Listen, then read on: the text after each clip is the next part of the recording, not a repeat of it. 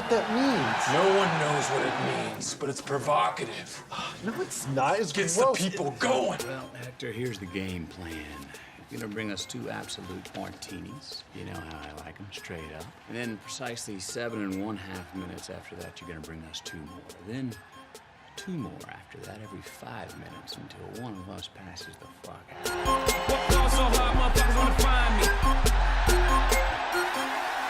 You got a bad attitude and you don't listen. Oh, yes. There will be blood. It is not the violence that sets man apart. All right, it is the distance that he is prepared to go. Ever notice how you come across somebody once in a while that you shouldn't have fucked with? That's me. How the fuck else would you do this job? Cocaine and hookers, my friend.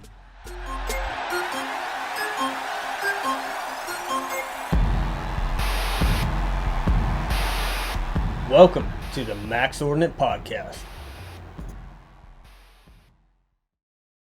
It's been a while. 1, 2, 3, cue music.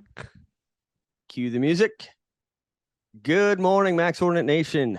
Jeff, you commie fighter. Look at you go. Going on? Uh-oh. Can't I was hear afraid you. to wear this shirt in Mexico. Oh, where'd I go? Okay, I can hear you, but if you back up too far, you're gone. Yeah, dude. see, so I have to kind of hang out here like this. Okay, so wait a minute. Let me ask you this. You said you're afraid to wear that shirt in Mexico. Well, okay, let me back that up.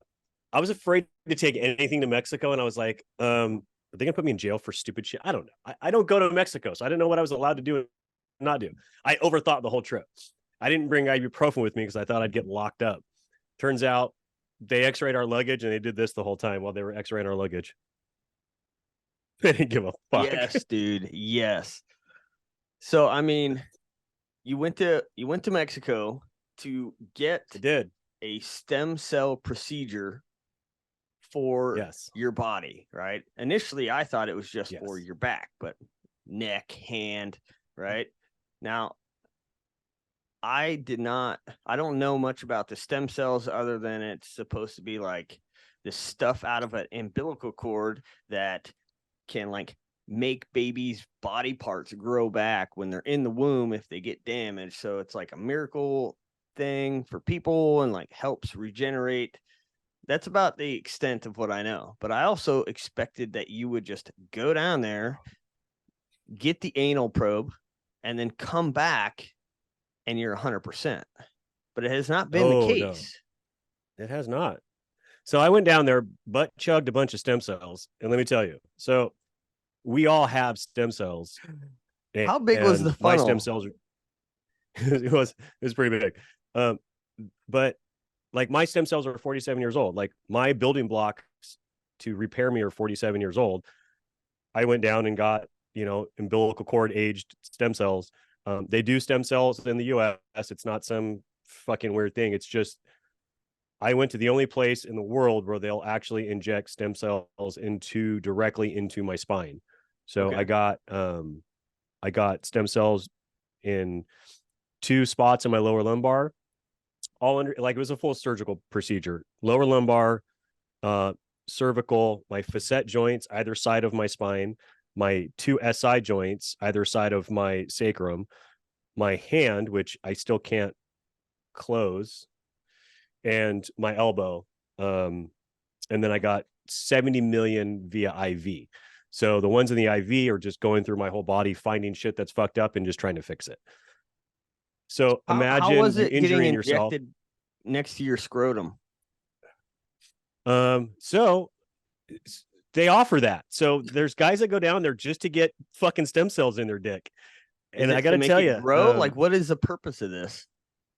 It's like getting PRP shots in your dick. It's supposed to make it harder, longer, faster. They get them in their face. They get them all kinds of shit it's cosmetic stuff. But yeah, it was, I mean, I'm relatively unscathed. I got a lot of IV therapies, NAD+, which is pretty gnarly. I got some of this apatone stuff, which is a cancer drug, which so there's a whole thing to that. I got IV ozone therapy, Myers cocktails, did a lot of hyperbaric chamber. So all stuff that supports the stem cells. So dude, it was the fucking Wild West down there. Can you imagine going down there and walking in and be like, I got an ugly dick and I need some stuff to make it look cosmetically better. But Yeah, isn't well, that in the they eye do of the that. beholder, though? I mean, I don't know. I've never held a dick and looked at it and thought I'd like it to be prettier.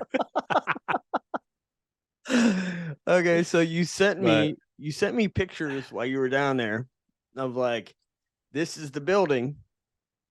Yeah. You said if anything goes wrong, this is where I'm at. And I was like looking at it, I'm like, yeah, that's like every building in Mexico, especially Tijuana. Yeah. Like, you didn't send an address. So like your rescue might So be delayed by a few hours. The hospital itself is under construction. When I tell you that the people are fantastic, the CPI was amazing. Everybody down there were great. But it's still Tijuana, right? So there's a little bit of, you kind of have to understand that you're not walking into, UC Irvine. Like you're going down there and you're going to be in a treatment center in Tijuana. Treated great. The food was excellent, but it's still like a lot of like, okay, this is interesting, which was totally doable up until we got to the hospital and I was having essentially surgery. And you're like, oh, fuck, this is getting real. So, yeah, but I mean, I recovered. I'm great. I just feel like I'm healing in about 20 different places right now. So my body's just fucking on overload right now. Well, I saw lot your of air pain. conditioner. That was on point. It worked, did it? Yeah, that was. It was good. No, that was the only thing that kept me from throwing up for 13 hours straight. From I think it was a cocktail of propofol and fentanyl, which is what they knocked me out with. Wow. Well, you made it back. So now it's just road to recovery. And, so what is the estimated timeline for you to, let's say before you went there, you were at 50%. What's the estimated time frame for you to reach 90% of the best that you can get to? I would say I'll start PT in about another week. I'll treat this like if I had a back surgery. I heal pretty fast. It's just initially so much it's trying to heal right now that it's just kind of on overload. I got a fever. My body's kind of beat up. I would say within about 60 days, I should probably be back to maybe 50, 60%. And I'm kind of playing worst case scenario, but in 90 days, I can go back to full training. So the worst case scenario is in 90 days, I'm back to 100%. Same physical therapy person? Yeah. So my Mike, my golf PT guy will just kind of switch my physical therapy from what it is to kind of tailoring it to me. He's going to fuck you up. Yeah. And in maybe 90 days, I'll be maybe not back to 100%, but yeah, no, it'll be good. So I'm excited. I'm excited for the outcome. It can take up to a year to be like 100% where I want to be. I'll have a couple follow-ups. I'll go back down to TJ twice between now and a year just for MRIs and stuff. But yeah, we'll see. I'm excited. I'm just, it's hard to be excited right now because I'm in so much fucking pain, but the outlook is good. I came back alive. I got a story to tell. We'll see how the next 90 days goes. Dude, so I'm glad that you put that out there. Like you had to go here because there's only certain places in the world that will do stuff on your spine. Because I had mentioned to a doctor friend, I was like, yeah, Jeff is going down to Mexico to get some stem cells. And they're like, why? Why didn't he just go to Vegas? There's an awesome place in Vegas. I'm like, I don't know. Jeff likes to live life on the edge. Like, what do you want me to say? But now it makes more sense. Yeah. And here's the thing too. It's technology is still, the technology in the US is still back like 10, 15 years. So even the stuff in Colombia, Switzerland, Mexico, the technology is way better. And what I'm actually getting is way different. The way they do the nano scaffolding in the gel to actually keep the stem cells in a certain area, the type of stem cells they're actually producing the chondrocytes, which is a cartilage stem cell that they put in certain areas. Everything is just, the technology in the US is so far behind because there's no FDA approval that they can't improve on anything. They just have to do what they've done forever, which is pull my own stem cells out of my hip and put them back and spin them up, isolate them and put them back in my body. They're still 47-year-old stem cells. Yeah. That's fucking nuts, dude. It's nuts. It's fucking crazy. It's nuts because when I think about like how fast they approved the COVID-19 vaccine, but here we are with like a procedure that works and approval is like, oh, you didn't pay us enough. Like, you got to line our pockets. I've seen the MRI side by side. I've seen guys MRIs on their backs from day 1, 6 months, and then 1 year. Yeah. And they're drastically improved. So I think it would be day 180 and then day 365. In case you were wondering what days those were. Yeah, whatever it is. Day 6 months. Day 6 months. I was like, isn't that 180? Day 6 months. So, all right. Oh yeah, dude. It was interesting. It was fun, but yeah, I'm glad I'm back home. Good, man. Well, I'm glad I made it back safe. So while you were there, I texted you with some very disheartening information. And we haven't put this out there anyway. I haven't posted about it. You know, like, there's a difference between something happening and reacting and something happening and responding. And I would say 95% of all of us, our reaction would be different than our response, right? Like, a reaction is like a knee jerk, like, one, I'm overseas right now. There's not a lot I can do. But trust me when I tell you that the thoughts going through my mind were not nice thoughts when I first learned about what was happening. And, so now that I've had time to like accept what's going down and think about our response, my initial reply is far different than what I'm thinking about now. Right now, we're thinking about like how to recover from it versus in the beginning, it was how do I get revenge on this motherfucker, So, so what happened for you individuals that are listening right now is about a week ago, the training facility was broke into, and they went into the facility. Basically, we thought it was a one-time incident where they drove in, they cut some locks, they broke some doors, and they stole the quad, the dirt bike, power tools, like shit that we use to fix the range. And it was like, okay, it sucks. Initially, I was just like, man, that fucking blows. And okay, like, they didn't bother the classroom. They didn't take the moving target system. They left everything there, right? And we through different channels, we got a phone call that, hey, your range looks like it's been broken into and your doors are all kicked open. It's like, oh, fuck. Okay. So we have somebody go over there, take a video, like, this is what's missing. It's like, all right, cool. The very same night, apparently they went back and continued to go through and just rape everything, right? And at this point, it's like, well, they've already kicked in all the doors. We can't fix everything in a day. And it, like, they took everything else, right? Yep. Like, literally everything else. They found a way to get into the classroom, the TV. Apparently they tried to steal air conditioners out of all the rooms. They took the moving target systems. The gym is gone. Actually, that's not true. They did not like the assault air bike, so they left that.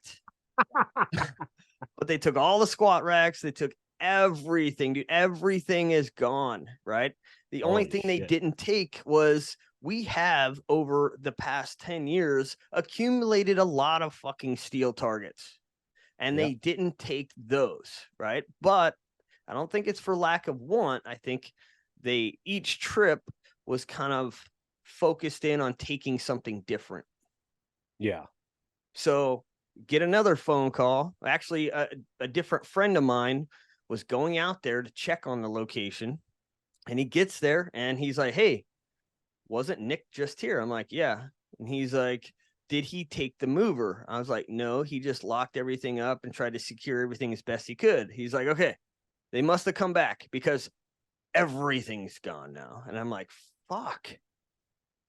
So fast forward, the very next day, they tried to come back a third time. And this time they got caught. Well, they didn't get caught, but they got chased. They were interrupted. They were interrupted. So yeah, this time they were interrupted. They took off. We weren't able to catch them. We got a description of the vehicle. And at that point, I'm like, okay, what is left there? And we got to salvage whatever's left, right? So now we got 8,000 pounds worth of steel targets that are moved off-site and put into a different location so that we can at least keep our steel targets. But everything else, here's the weird part that gets me is you go inside the classroom, and the classroom has got a TV, which there's no TV anymore, but there's also banners and American flag and things I have a flag that was flown over the patrol base of one of the spots I was in Afghanistan.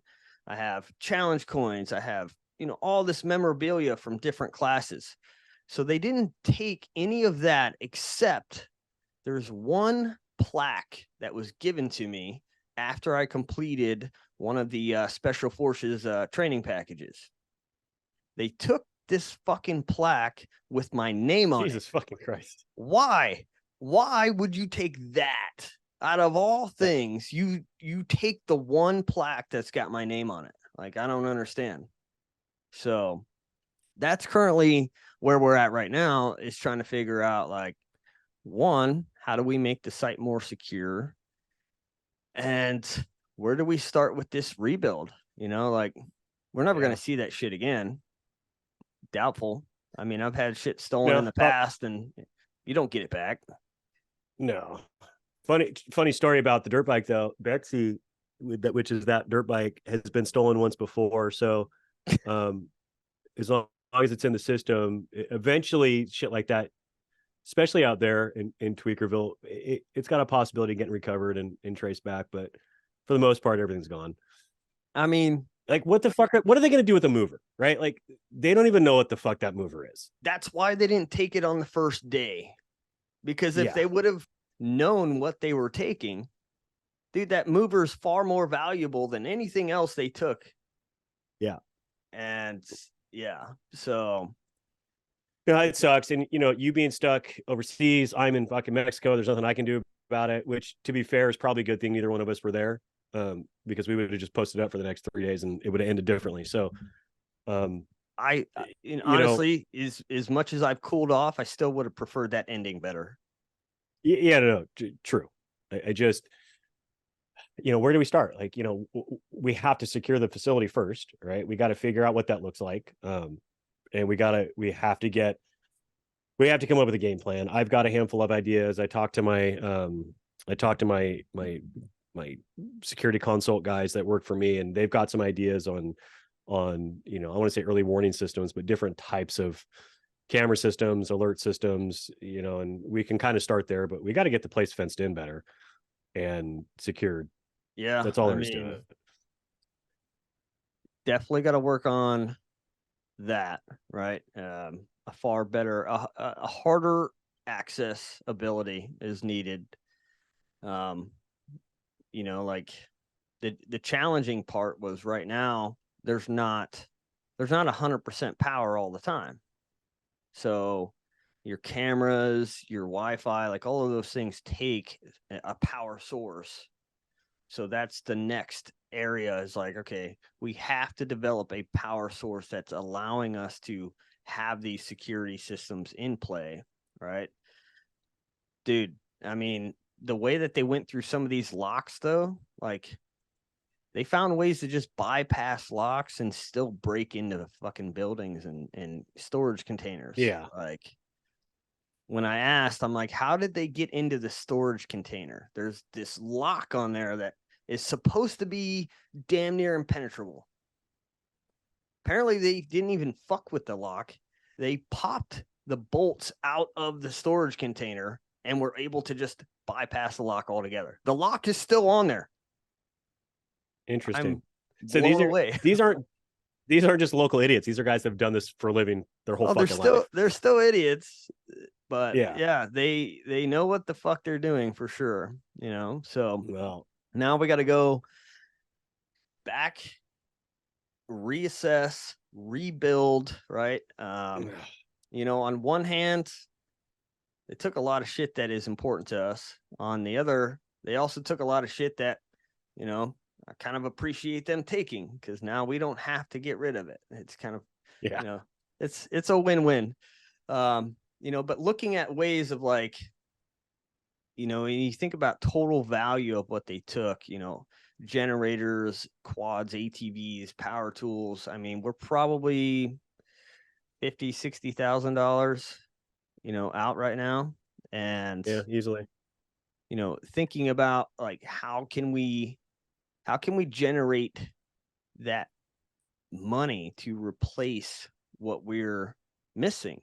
And, you know, I'm not all about like GoFundMe's, like, please help me, I'm in a bad spot. Like, that's just not me.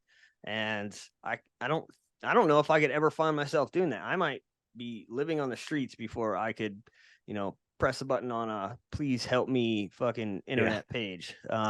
Yeah. You know, but I have been thinking about, you know, different ways that we could generate income to kind of replace these things. And a pretty interesting idea was thrown up there to, why don't we have a silent auction? Why don't you auction things? And I'm like, well, what's left? And, you know, I started thinking about like, well, we have basically like my comp rifle, like that could be an item, right? But then also coming out with like, you know, custom one-off type items. Like, I don't know how many people fucking skateboard, but I ended up making a custom Max Ordinate skateboard, and it's just kind of like for decoration, you know, but starting to look at like, are there ways that we could auction things off that would be memorable or valuable to people and also helping us with the rebuild phase? So that's one idea that was pitched to me, and I'm not opposed to it. I just kind of got to think about how we would go about doing something like that. But yeah, man, it's not gonna be a quick road to recovery, but we're not dead. You know, the range is still operational. We actually have a department out there today. They're not shooting a moving target. So yeah. And to be fair, they can't steal my land. Only the government can do that. So, you know, worst case scenario, we still have a place to go set up targets, but it's just, I guess it's really what type of amenities we want and how convenient we can make the place. So the silver lining is we still have the facility, right? It just costs a lot of fucking money to make it more usable. And I'm more also friendly, I guess. I'm pretty happy that, you know, before I left to come overseas, I was out there and, you know, I had everybody that would fucking sacrifice their time to come help. You, Russ, your buddy that works for you, like building that overhead shade and you know, platform, which is, you know, I'd have been pretty upset if they took that, dude. Just because it's the newest. They didn't get my gold bar and your gold bar, you know. But like, if I showed up or if I got a video, like, hey, they took all the wood off of your structure, took your fucking roof, motherfuck, you know, like that would kill me. I know. Just because it's the newest thing that we've done out there. I know. And but anyways, so that's where we're at, right? And I would say this is a time where we start just asking around and like, look, if anybody wants to donate some time, give us some ideas on how to the easiest and maybe the least expensive way to secure a remote facility, right? Like my expertise isn't in securing remote facilities like this. I have the guys to do it, but not in such a remote environment. We've got to figure out what really makes sense. A lot of ideas were thrown to me, which I gave to you, which I don't necessarily want to put out. But we have some ideas on how to monitor it. But how do we secure this place in the middle of the fucking desert? Like, that doesn't cost us hundreds of thousands of dollars. Well, minus the hundreds of thousands of dollars part, I've been watching a lot of movies, like Resident Evil, and how they're trying to keep people out of the umbrella facility with like lasers and bouncing betties and shit. So like, I don't know. I'm all about it. How far we can go, but I'm all about the maiming route. So, anyways, that's the status. It's only a booby trap if you're dumb enough to get caught. There it is. I like that method, right? So that's the current situation. We're working through it. So, it is what it is, and it's just going to take us some time to rebuild and get after it. So that's it. But when I wrote you and was checking on your health and welfare, and hey, Jeff, what day you want to do this podcast? And you're like, dude, I'm almost dead. I'm like laying here near death. I'm like, okay, so tomorrow. And you're like, hopefully. Yeah. So here we are. And, the main topic that I wanted to talk about is the International Precision Rifle World Championships. And this first came about last year. I heard about it through Scott Satterley, and, like the details were kind of fuzzy. I was like, well, Scott, how do I get into the World Championships? And he's like, you should be good. Like, win a few matches and it'll put you up there. And I'm like, okay, but which matches? He's like, well, you just won competition dynamics. I'm like, okay. He's like, so you'd be fine. I'm like, oh, okay. So like, there was spotty information in general about what would it take to get into the World Championships. And then like last summer, the World Championships happened. I believe it was in France, and Team USA went over there with like some good shooters. And they walked away with multiple individual trophies, but also as the winning team, right? Which not being like, what's the right word? Like not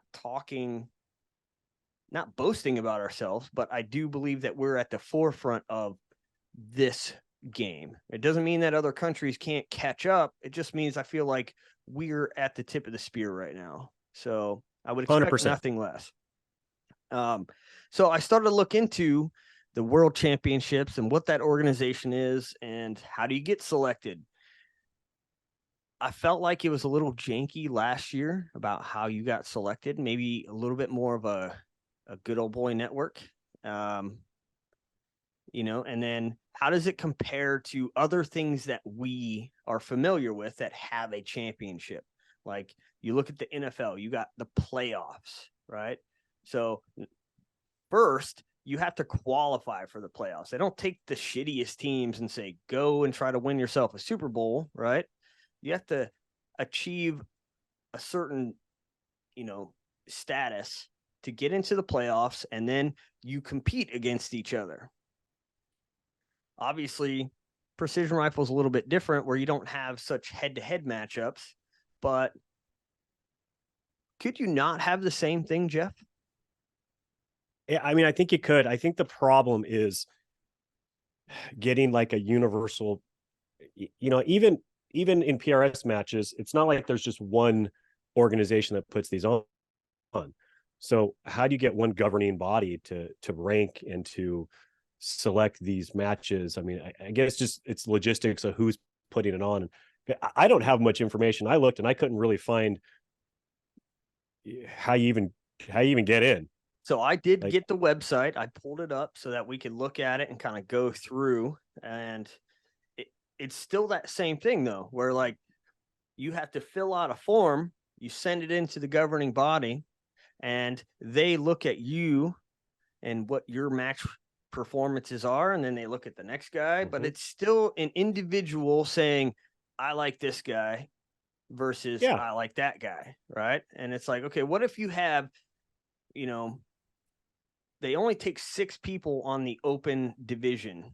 So what if there's 7 motherfuckers and these 7 people all have 3 match wins and none of them went to the same competitions? I know it's a stretch, right? But bear with me here. We're in fantasy land right now. You have 7 shooters. They all have 3 match wins and none of them competed at the same competition as the other. Or maybe they did, but doesn't matter. Maybe they did, other but matches. they all won different matches. Yeah. They all won separate matches. So how do you choose who's the top 6? You know, like you'd have to really start digging into the weeds about what joint matches did they have, what did the head-to-head look like. And I feel like a lot of this could just be alleviated if we look at a system where you have a regional match, right? Or yeah, you have the like a Monday qualifier. You have the Southwest regional championships, and then the top, you know, I don't know, the top 5 from every one of those divisions would now move on to, you know, the next round, which would be the Western United States.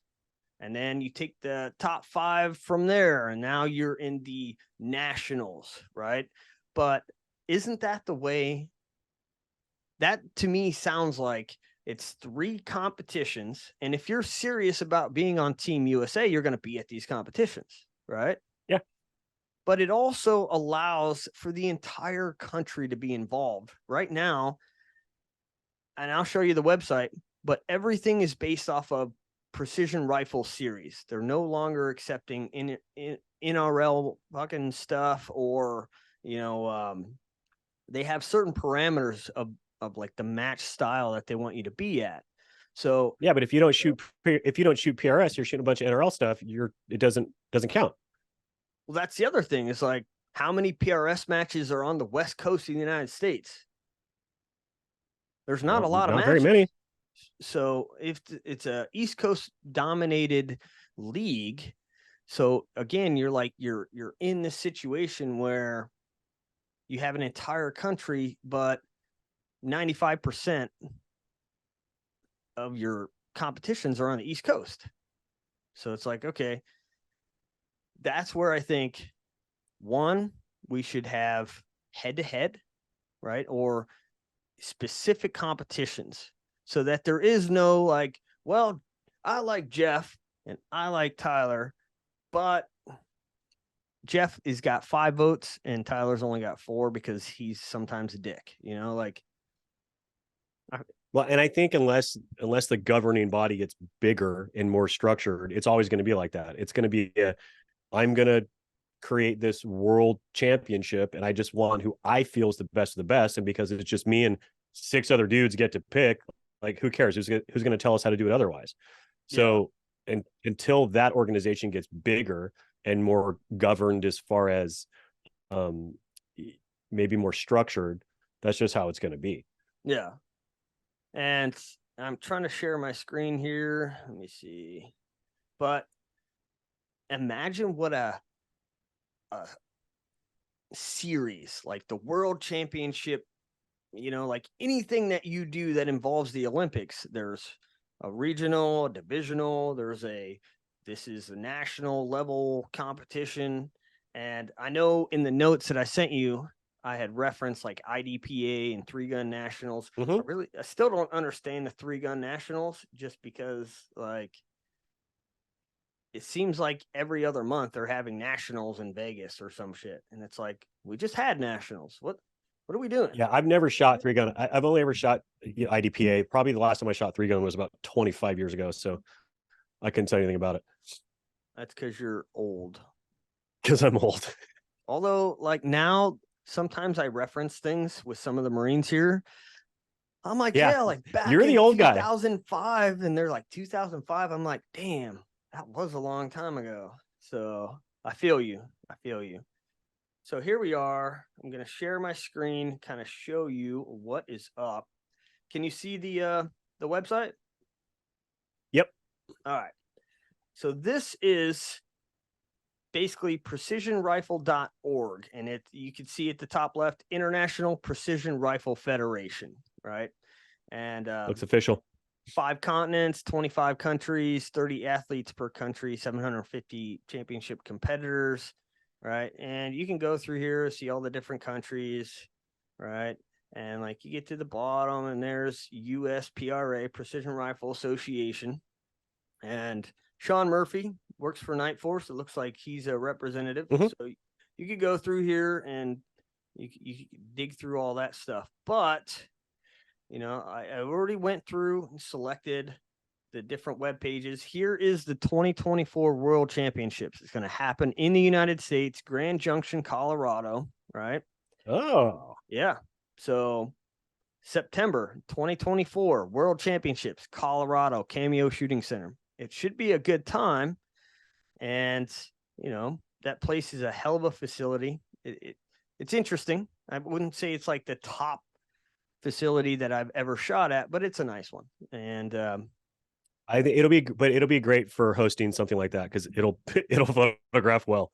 Yeah. I mean, you know, outside of other countries having to bring their rifles in, and, you know, like I'll start with this. I believe it's under like team requirements or something like that, but it does say as a member of Team USA, you must abide by the host nation's COVID-19 vaccination policy. So you could be on Team USA, you could still be one of the purebloods, and they're like, hey, this year's World Championships are going to take place in Spain. And Spain's like, yo, you got to have 4 shots. You got to completely be a mutant or you cannot come. Then what do you do? Right? I'm out. I'm out, dog. I'm out. So this is the centerfire selection, right? 2024 U.S. Centerfire World Championship selection process.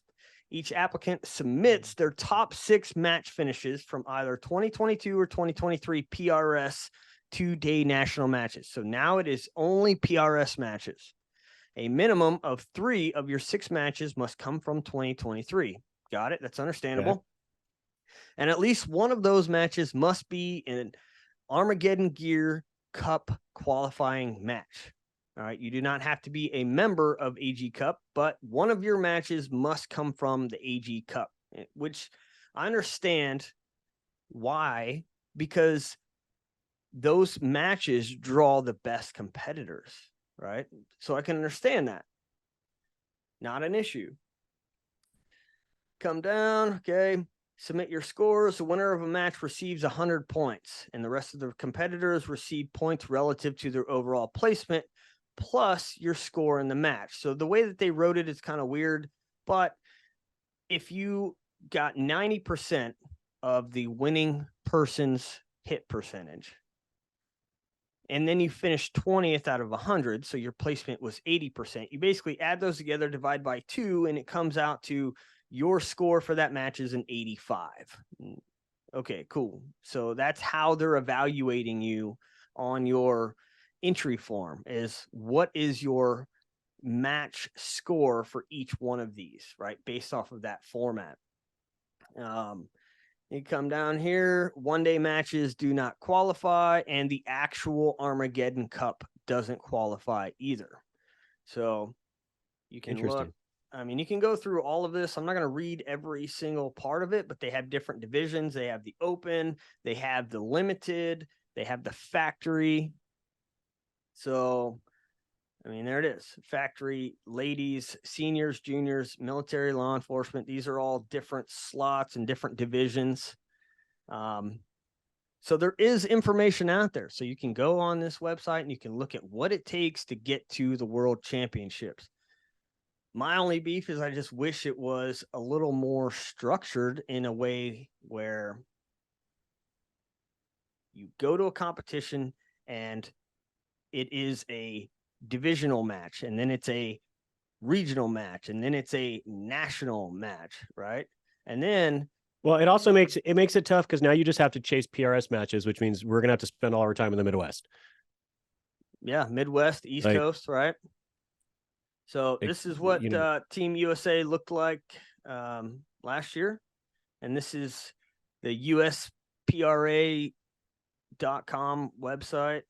Okay, and road to the championship. They are having a PR22 World Championship. I believe it's coming up in August in Italy. So here are the team requirements if you're interested. But again, like, you can go through this. If you're not vaccinated, I would say don't even waste your time, because if there's a country... what you do, here's what you do. You don't make it on the Team USA, right? You're like, fuck, this is bullshit. Okay, what I'm going to do is I'm going to find the weakest field. I'm going to go to that country. I'm going to sweep all of their fucking matches, get on their team, and come back and whoop our own ass. Well, if you can't win here, how are you going to win for another team? I mean, that's why you got to go find the weakest field. Who's the shittiest team? True. So it does say, like, if you're in the open division and you don't qualify for open, you can try out for another division, right? I mean, yeah, why not? Just keep going. So here's the thing, right? I'm on the team requirements for Team USA down at the bottom here. Shooter agrees to comply with all import-export regulations and processes, as well as those required for international travel. Shooter agrees that if selected, that they will meet all COVID-19 travel requirements. So there it is. So as much as that's a thing, I don't even think that, again, I'm not this well-traveled international star here, but I have to imagine there's not a lot of countries that are demanding you to get fucking vaccinated to come in anymore. I honestly don't know. I would assume that's a non-issue to bitch about, but I don't know. I don't know either. And I understand making it difficult, right? Like, they're wanting people who are dedicated, best of the best, that are really trying hard to. They don't want a guy that just did pretty good and won 3 matches and submit those. So I get it. And that's where I'm coming from. Like, if you want people who are serious, then you have 3 competitions. And if you want to be on Team USA, you better be at those competitions, and you better be able to perform at every single one of them. And I don't disagree with that. The only disagree with it only being PRS, because then it becomes I hope you live on the Midwest or East Coast to make it. So that's the only part that even if it was only PRS, right? Hear me out. Even if it was only PRS, if you have 3 matches, you have divisional, you have regional, and then you have championship, right? So let's say divisional is Southwest, Northwest, South, North, like your different regions. And then regional is, from Mississippi River all the way to the West Coast. That's your regional match. And then your national match is everybody that has qualified up to that point, right? So if you go to a divisional match, chances are it's going to be in your neighborhood. It's going to be around where you live. And then if you go to the regional, you'll have to travel a little bit, but you'll only have to travel so far. Everybody else is kind of traveling the same distance. And then we have the nationals, which is in one location, and everybody comes there. So in reality, in this format, you're only traveling really twice instead of having to go to 6 different matches on the East Coast if you're a Westie. Yeah, which I understand. I think the issue is, I think them sort of doing a blanket, like, look, we're trying to we have to try to figure out how to this works in every single country. So as a governing body, we need to just be like, PRS works, just get through. We'll just lean on whatever, just shoot 6 PRS matches and send us your scores, because we got 20 other freaking countries we got to worry about too. So maybe they're just trying to make it easy on themselves rather than putting together actual matches. I don't know. So this is the shooter application. I try to zoom in as much as I can here, but you can see it's got your 2-day championships. And this is for the 22 match. It doesn't look like they have the application out for centerfire. You can see it says USA Rimfire team. right? Mhm. But for the rimfire, they do include the NRL 22. So, Well, they'd have to. I think those guys. I mean, that's an active.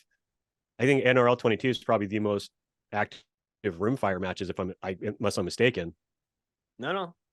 I think they're more popular than PRS 22. But Yeah, again, we're kind of isolated. We're on the West Coast. We only see what we see.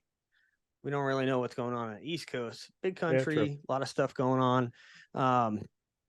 So yeah, that is something that I thought would be interesting, is just to kind of look at the world championships and like, what is your path to getting there, and could it be better, you know? And I think it could. I think it could be a lot less biased and more, how did you perform, you know? And if the open division is taking the top 6, then your divisional match, you take the top 6, they move on to the next round. Then your regional match, you take the top 6, they move on to the next round to your nationals, right? Or you could do more.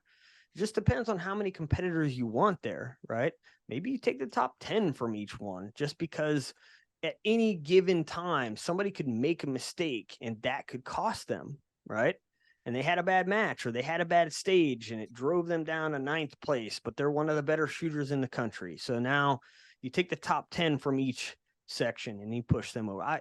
Again, like, you'd have to look at how many competitors this is going to put into one place, but it also kind of ensures that everybody's kind of shooting in the same conditions at the same place. And maybe you're not doing the PRS. Let me tell you what my win call was, bro. You know, maybe that doesn't happen anymore, because now everybody's fighting for a fucking spot to get on the team, you know? So we could still be friends. We're just not friends during the stage. Exactly. You're not going to game it like you're not going to help your buddies out when it really matters like this. I mean, I wouldn't, but I mean, everybody's different, I guess. So yeah, man. I need to dig more into the 3-gun stuff and kind of see how their setup is, because I don't know. And I don't want to talk about something that I'm not sure of, but I thought it'd be a cool topic to talk about world championships and kind of like where their direction is going.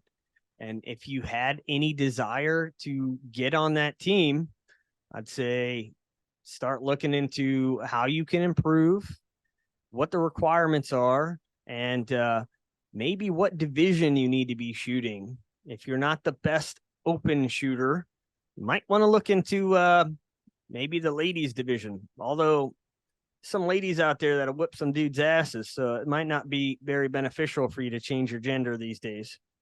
So, subtopic. The next thing I want to talk to you about is this target. I released it while you were in the hospital, Jeff, on our Patreon. Yeah, I see this here, and I don't recognize the target.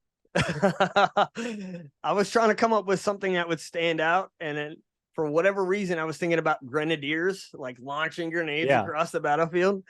So then I was like, what about a precision ear target? Bring up the precision ears. Archers. So this target, let me pull this up for you, dude. And I sort of fancy myself a precision ear, if you know what I mean. Yeah, I mean, it's a cool name. It's kind of it'll catch on. I don't hate it. It'll catch on. So how this all stemmed is, while I was teaching the last urban sniper course, a meeting took place. I wasn't there. I wasn't able to go to it. I wasn't involved, but they came back and they said, urban sniper course needs to change. It needs to get better and things need to move around. And so they gave me this information and they said, hey, we need to come up with a new course. And I'm like, oh, cool. And one of those things was they were looking for a paper target that could be a kind of a qualifier where you could shoot this from the back of a ship or on ground, like wherever the sniper team is. They could be overseas in a country. They could be on ship on part of a MU asset, like whatever it is. They could go, they could hang this target up and they could execute. And it was really just to show that they have proficiency in that skill set. It's not meant to be like a ball crusher. It's not meant so that there's 90% failure rate. It's just, do you possess the skills to execute, right? So let me see here. Screen share. Here we go. Aha. All right. So check it out. This is the target that I came up with for our civilian use, right? This is the military version. This is where it all started. So I took our cold bore challenge, our target that we have on the website, Cold Bore Challenge, which was kind of developed for the law enforcement guys. And I said, you know, because initially I was given like a 3-page target, and it was all printed off 8.5 by 11. And it's like, you got these 3 pages and you got a bunch of different drills inside this 3-page document. And it's like, it's so much, right? If you have a shooter, if you have a team of 10 that's going to run this qualification, that's 30 pieces of paper up on the board. How can we just narrow it down to 1 piece of paper, and you either make the shot or you don't, right? And then can it accommodate different weapon systems? Like your bolt action sniper rifles should be holding 1 MOA accuracy. And then your gas gun, your M110s, your SR25s holding roughly 1.5 MOA. But what about your 5.56? What about your DM rifles? What are those accuracy standards? And a lot of this, the ammo comes into play as well. So looking at what weapon systems we want to accommodate and how could we set this up? This is the target, Jeff. It's got this face, and you got inside the face, you got a 4-inch square, which is valued at 4 points. And then you have a kind of like an upside down half triangle, which is 3 by 2. And that's a 5-point score. Now, the idea behind this is that a sniper can do this qualification with 20 rounds or less, right? Or sorry, not 20 rounds or less, but 20 rounds, period. So what if you don't have 100 meters on the back of your aircraft carrier? What if you only got 50? The idea is that you can take this target, you can print at 50% scale, and it will maintain the integrity of the qualification. Pretty fucking badass, right? I mean, I thought so. When I put it down, I was like, bing, light bulb. So fucking genius. Here is the qual. Can I zoom in on this? I bet I can. So this is the military, and we're actually running this tomorrow. We'll be running this for the first time to try and weed out any issues that we have with it. Do we like it? Do we not like it? Is it feasible? And how many people are passing, right? It shouldn't be so hard that everybody fails, but at the same time, we should probably, out of a group of 20, have 2 or 3 people who need to remediate, right? It needs to be somewhat challenging. So you start in the prone, you shoot a 3-round group. There's no time associated with this. It's just shoot the best group that you can. This is your opportunity to score those good hits, right? And then we have a 2-shot command drill. The command drill, Jeff, is you are aiming at the target, and I tell you I have control, stand by, and then I start counting down. 5, 4, 3, 2. On the T of 2, you have to engage that target. And then I'll continue to count down. So it'll go 2, 1, execute, execute, execute. By the 3rd execute, you should have shot your 2nd shot. So that's the command drill. It's a countdown style. And then we move on to a 4-shot string, which is 2 shots strong side, 15 seconds, and then 2 shots weak side, 30 seconds. And when I initially put this in there, you know, I had a few of the guys around me. They were like, think we should add that? I'm like, why the fuck not? And they're like, oh, I'm not that good at weak side. I'm like, that's the point. That's is why we're adding it, because we're not practicing it. What if you had to use that one day, right? So it's 2 shots. I think we can live with 2 shots, right? So then for that drill, you'll start standing, rifle in hand, magazine in, you know, gun loaded, and then you drop it to the prone, get your 2 shots, whether it's strong side or weak side, right? And your different time limits. So I know that the paper spot is big, right? You got a 4-inch block, and then you got a 3 by 2-inch block. I understand that they're slightly big when you think about being a precision rifle shooter or a sniper, So how do we get past that? Well, we add time constraints in there that add a little bit of stress to it, right? And then we got our 2-shot gas mask engagement. And I felt like this was important because we hardly ever practice gas mask stuff.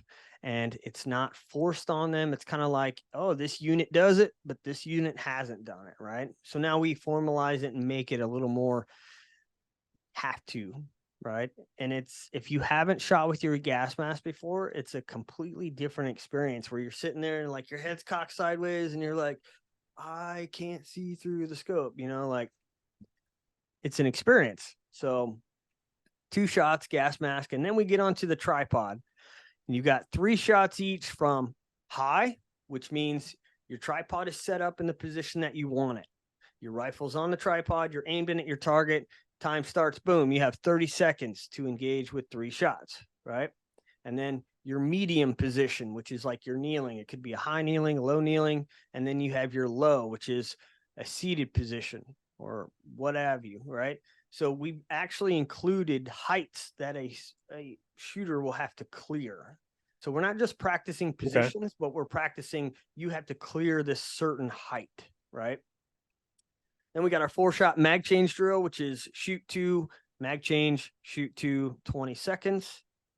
And then our 2-shot OSOC deployment, which means the guys will have their pack, their tripod will be collapsed. It'll be stashed in their pack or strapped to it. You got your rifle. You basically look like you're on a patrol. Boom, time starts. You have 60 seconds to deploy your tripod to the position that has been instructed to you and engage with 2 shots on that target in 60 seconds or less, right? So this is the sniper modified qualification. I'm pretty excited to shoot it tomorrow. I think it's going to be a good time. I think we'll have a lot of fun competing against each other as instructors. But, I mean, we'll see how it goes. Maybe there'll be more changes. Like, I don't know. But as of right now, this is kind of where we're at. And then after having come up with this qualification, I started to think about how could we pass something like this on to our civilian shooters? How could they have something where it only takes a box of 20 rounds, right? Which nowadays is what, like $40, 45? Yeah. It could be expensive, right? So 40 rounds to achieve something similar. And what you'll notice, Jeff, is why is there no barricade shooting on the Moncol? Well, I mean, you still have positional off your tripod. You do, right? But the reason we didn't put any type of barricades or structures in there is because if you are on a ship, maybe you don't have access to that stuff. Oh, yeah. So we wanted this to be something where you had access and you could achieve no matter where you were, right? So now we look at the Precisioneer qual. Precisioneer. Say that fast 3 times. Precisioneer. Precisioneer, Precisioneer, Precisioneer. All right. So obviously you can tell that the size of the impact areas have shrunk a little bit, right? And I wanted this to be harder for our civilian side. They got better guns, better ammo, better training, kind of, right? So the outer box is 2 MOA, the inner box is 1 MOA, and then the head itself, right? So each one has its own point value. You have 5, 4, and 3 points respectively for difficulty. Now you come down here, I know it's a lot of writing and it's kind of small, but you have your prone drill, 3-shot group, no time limit. Then you have your 2-shot speed drill, your rifle stage, shooter standing, 12 seconds to shoot 2 shots, getting behind your rifle. Then you got tripod stuff, standing, kneeling, seated, 1-shot deployment. And then you go down to your barricade alternate positions, 1 shot each from different levels, right? Having a 15-second time limit. You're standing there with your rifle, Jeff, and I say, hey, you're going to shoot from this position. Time starts now. You got 15 seconds to get into your position and shoot 1 shot. I don't think that's too much to ask, but it is kind of pushing the envelope to make you a faster get in position and do what you're supposed to do, right?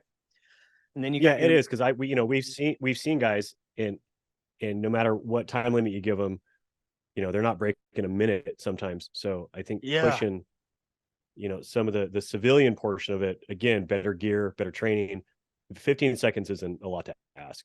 No, it is a lot to ask, but it's doable. it's doable. And if you're not meeting that standard, well, then I guess you've identified where you have a deficiency and it's time to work on it. Right. And then we have shooter manipulation, where you start standing, you got your rifle, 75 seconds, you got to go prone and then tripod and then barricade and then low barricade. Right now, the tripod is already set up for you. It's really just 75 seconds to make it through 4 positions. And you're starting off, in a prone position. So it's not a ton, but that last drill does allow you to kind of see not just how your accuracy is, but also how your movement efficiency is. Like, how do you move with your gear, with your rifle, like things like that. So this is a 20-round drill. Passing score is 85. And I feel like this target can be a huge benefit for people to do, whether it's monthly, it's semi-annually, it's every quarter, like whatever it is, but you can have a consistent evaluation for where you are strong, where you are weak, and what you need to improve on.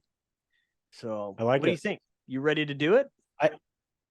Yeah, in 90 days. But here's one thing I want to touch on, and I really like something that me and you spoke about. Probably, we have differing opinions on it, but one of the things we spoke about a couple of months back was the level of difficulty on our law enforcement target.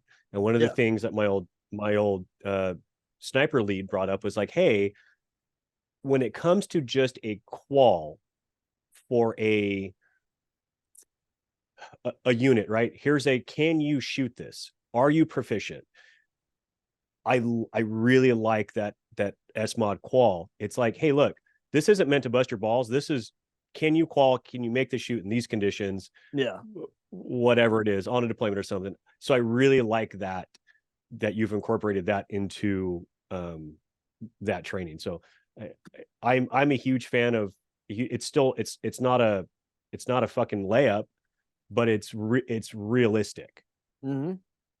No, 100%. Whereas, yeah, and some of our law enforcement military guys don't get the best equipment. Yeah, there's a difference between master and capable. And correct, you're not going to always have an entire team of fucking master snipers, right? But you do need to have a team of capable snipers. And correct. That's where we're at, right? So yeah, no, I like that. I think it's an awesome target. I really like the Precisioneer one. I think that's something I'm going to print out and shoot 90 days. Yeah, so we're going to shoot the civilian version tomorrow as well. So take it out to the range. I got some Marines out there with me. We're all going to try and shoot the military style qual, and then we're going to turn around and try and shoot the civilian one and just kind of see how it goes and what we like about it, what we don't like, and report back with any changes, like, but it's a step in the direction of offering something that's pretty badass. The target itself is not on the website right now. It's only available to our Patreon subscribers at the moment. I may open it up in a week or so, drop it on the website and let it be downloadable. But for right now, we're going to give it to, the Patreon subscribers who've been supporting us and, kind of helping us pay some bills at the end of the month, and now helping us buy new equipment for the range that was just stolen. Yeah. This is a good time to sign up if you aren't signed up. So before we get out of here, Jeff, I'm giving you a pass because, like I said, I didn't realize how fucked up you would be coming back from this magical surgery, right? But we still owe tripod deployment videos on the podcast. And I just waiting for you to bring that up. I'm ready. Have you? Okay. Yours. Let me ask. Have you done yours yet? Yes. You fucking dick. I've done it multiple times. Because one day I was like, oh, I don't like how that looked. And then I've done it again because I was like, I don't like what I'm wearing. It's just it's a struggle. The struggle is real. I will. Obviously, I'm going to be out for a little bit, but I will make sure that the first thing I thought of was like, fuck, I owe these guys a video. Yes, we do owe them a video. Cut me some slack for now. Yeah, hopefully soon. Hopefully I'll be healed up enough to I think I'll start PT next week, and then I think I can start light training in about 30 days. So we'll see. See, what we could do, but I feel like it's going to taint you a little bit, right? Because if you get to watch my video, then you're going to be like, oh shit, now I see my end. Now I know where I can beat you at. But we might just have to do it. We just have to throw my video up there and let you nitpick my shit. But it goes both ways. I'm not opposed to that. Whenever your video comes out, I'll be fucking magnifying glass that shit. Make sure, like, look at that right there. What did you do? Anyway, so now that we have this new I want to say happening, whatever. So when are you back here in the States? Because now, I mean, are we going to, I guess my question is, are we going to try to add maybe some more additional classes to try to help pay for some, can we maybe ask the people to sign up, throw a couple extra dates on there, try to get some extra classes going to help pay for some replacement of equipment? We're going to look at it right now. I mean, I think the way that the schedule is, we added some new PR1 classes to facilitate the need and the demand. We have the law enforcement courses. I mean, we're pretty booked out right now as it is. And on top of that, I mean, there's got to be time for rebuilding and kind of implementing the things that we want. So as far as adding new classes, I don't see that happening. But okay, kind of like I talked about, like having the ability to auction off certain things, like, hey, we have this private course, 3-day private course certificate, and this is the normal price, and this is what the bidding is starting at. Like, we might do something like that. Private courses are definitely an easier way to accomplish things versus trying to set up an entire new course or, add existing dates, just because my schedule, your schedule, sure. The two Nicks, like I'll be back in August, but then turn around September and I got to roll to Hawaii for a training package that's going to take me into October. And then, before we know it, the year is going to be over, bro. So yeah, no shit. It is moving fast. Yeah, that's it, man. So yeah, we'll come up with some good ideas and like how we could try to generate, income to replace things. But I mean, as of right now, like the schedule that you see online, that's what it is. And we'll have to get creative in other ways. Just and so just a reminder, everybody, to sign up for the Patreon if you can. I mean, if you can't, just enjoy the free content. But if you can, please support us. And then don't forget to subscribe to the YouTube page. It just helps the reach. Sign up on whatever other platforms we're on for the actual podcast. Like, subscribe, all that stuff. Yeah, just do all that stuff. It just helps us reach more people, which in turn hopefully helps us start funding the rebuilding of the range. Yeah. So if you happen to jump on Facebook Marketplace, offer up Craigslist, and you see like this large rectangular metal thing with like a box that has circuits and then a motor, like maybe hit your boy up and say, hey, dude, I think I found your moving target, because we don't know what they're going to call it. If they try to sell it, what would you call it? Like that was been my biggest thing is like Nick has asked me like, what should we look for online? I'm like, quad, dirt bike, bicycles. We had a couple BMX bikes stolen. And he's like, what about the mover? I'm my like, DRZ. What would you call the mover though? Like if you don't know what the fuck that is, be like, I have a flat metal plate with a pulley system on it. Like, I don't know. Honestly, I don't know what they plan on doing with a lot of this stuff, man. I feel like a lot of it is not sellable for go to scrap. Months. Yeah, scrap. Yeah, so, a lot of it could just go to scrap. All right, brother. Well, it's good talking to you. We've been cranking at this for over an hour and 20 minutes. It's been a long one. Yeah, my back is toast. I was just looking at episode 39 or 38, and we opened up with, look, this is going to be a short one. And I looked and it was an hour and 30 minutes. And I was like, that was not a short one. On the meeting notes that I sent you, I was like, target goal, 45 minutes. We're whatever, man. I don't even give a shit anymore. Whatever. Hey, everybody. We appreciate you guys following, listening, subscribing, doing all of those things. We appreciate your support. And until next time, enjoy your week. Have a good range session this weekend and get after it. We'll see you guys at the range. Jeff, I'm out of here, brother.